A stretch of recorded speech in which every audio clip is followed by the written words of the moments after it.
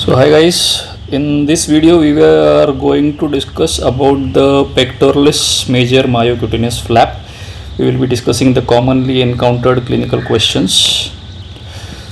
So what we will be discussing? We will be discussing the history, the vascular basis of the flap, nerve supply, whether it should be transected, not transected, what are the indications, contraindications, the limitations, complications, how to increase the reach of the pect major, how should be our skin paddle designed, especially in males, in females, how to manage the complications, what are the modifications of pect major, how do we modify it for large defects, and what are the functional aesthetic outcomes, what are the poor functional and aesthetic outcomes, and how do we modify them.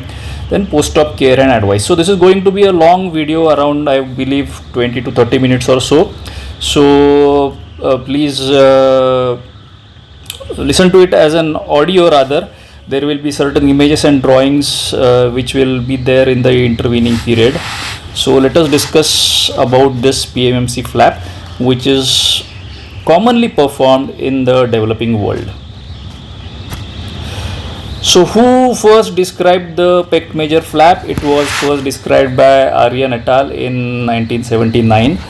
It was predominantly used at that point of time for head neck face reconstruction. Even in Aryan's paper it was described for HNF reconstruction. So it was in the year 1978 and 79. What is the vascular basis of the pect major? We all know that we have a separate video fully based on the flaps on the axis of the axillary artery, but now in this particular video we will discuss only the vascular basis of pect major. Axillary artery has got three branches, or rather three parts. First part is proximal to the pectoralis minor, second part is behind the pectoralis minor, and third part is distal to the pectoralis minor. So this second part of the axillary artery gives the thoracoacromial trunk, and this is the pectoral branch of the thoracoacromial trunk. This pectoral branch of the thoracoacromial trunk forms the basis of the pectoralis major muscle flap or the myocutaneous flap. Then we have this lateral thoracic artery as well. So this lateral thoracic artery is also a branch of the second part of the axillary artery.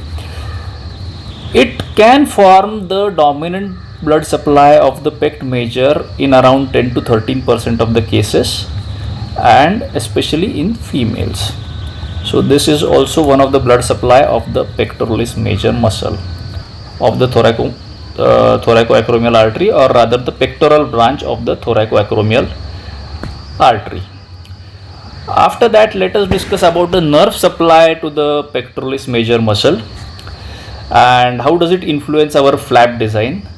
So the medial and lateral pectoral nerves supply our muscle.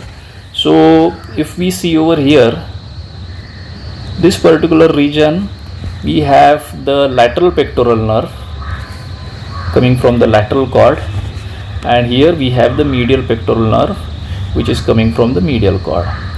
Now technically speaking, this lateral pectoral nerve is along the pedicle, along the pectoral branch of the thoracoacromial axis, and this needs to be transected. So we actually transect the nerve during the harvest of the pect major muscle. So why do we do that? Because the contractions of the pect major are significantly limited. So once we transect it, there are no contractions, suture line give way doesn't happen more, the patient doesn't have pain, the pain is significantly less if the nerve is transected. Nipple areola complex asymmetry when we close the donor site, and there is going to be a scar over the chest wall, which is a limitation of the pect major flap, especially in cases of females who are conscious about the scar. So these were the major limitations and disadvantages of the pect major. Now coming to what are the potential complex to distal part. We want the proximal part going inside, so we want the safest area of the skin to go inside, because many times what happens is that distal part also goes over the area which is beyond the pec major.